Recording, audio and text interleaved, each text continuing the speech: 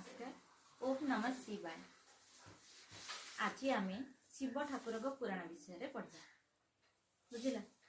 आम जाचे शिव भगवान हूँ परम ब्रह्म परात्पर है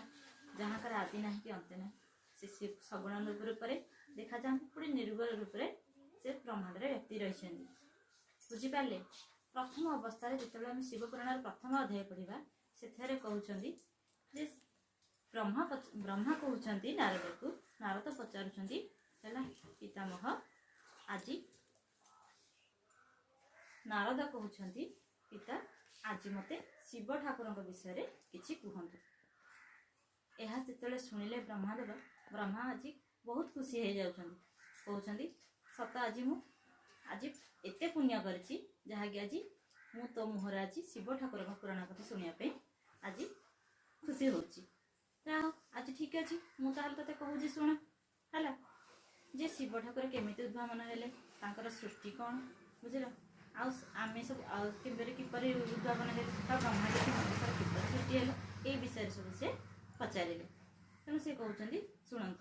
जे जिते प्रथम अवस्था जिते आम सृष्टि आरंभ है से कौन थी ना परम ब्रह्म ब्रह्म श्री आमर बालुकेश्वर जो आम अच्छा जो ठाकुर शिव ठाकुर से प्रथम अवस्था बुझल कौ रूप ब्रह्म रूप निर्गुण रूप जहाँ को कई देखी पार ना बुझल जो से सगुण रूप सृष्टि हेले से निज रूप धारण कले से प्रथमे भाविले जे मु सृष्टि के केमती आरंभ करी एमती भाविकी से कौन कले ना महामाई क्या सृष्टि कले ना प्रथम अवस्था आम पार्वती माँ को जो कहे उमा माँ प्रथम से सृष्टि कले प्रथम अवस्था शक्ति है जहाँ को शक्ति बोली आम जाचे शिव और शक्ति प्रथम अवस्था शिव ठाकुर शक्ति को सृष्टि कले शक्ति माँ को कहले जे आम ए कौन करवा सृष्टि आरंभ करवा बुझल कौन है ना जमी आसिले आमर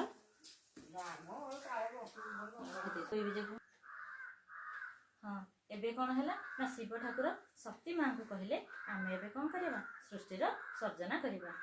दुहे तापर कौन कले माँ जिते बाम पट को देखिले से शिव ठाकुर कौन विष्णु ठाकुर को ग्रहण कले है शक्ति स्वरूप एते सुंदर कहन देखिए बहुत सुंदर थे ठाकुर तापर कौन है ना विष्णु ठाकुर को सृष्टि कले है विष्णु ठाकुर कौन कले ना शिव ठाकुर प्रणाम कले कहले हे पितामह आमे जो मो जो सृष्टि हबार कारण कौन मोर मो द्वारा कि कम हो पारे मु कौन करी है ठाकुर कहले जे प्रथम अवस्था तुमको शक्ति पाइबा निहाती जरूरी से तुम्हें जाकि अनंत काल पर्यंत कौन कर तपस्या कर से तपस्या कले तपस्या कलापर कौन है ना बहुत दिन तपस्या कले तपस्या कला कर से कौन है ना पुणी शिव ठाकुर दर्शन देले एवं कहले जे तुम्हें एमती गाढ़ तपस्या कर मु प्रसन्न है एबे से कहले कौन कले ना शयन क्षेत्र शुआइले से नाभि कौन कले गोटे पद्म कमलटे बाहर पद्म कमल बाहर है से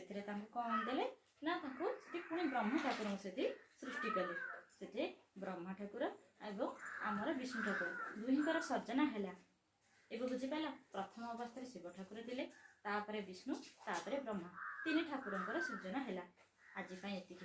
पुणी काली द्वितीय अध्याय पढ़ा।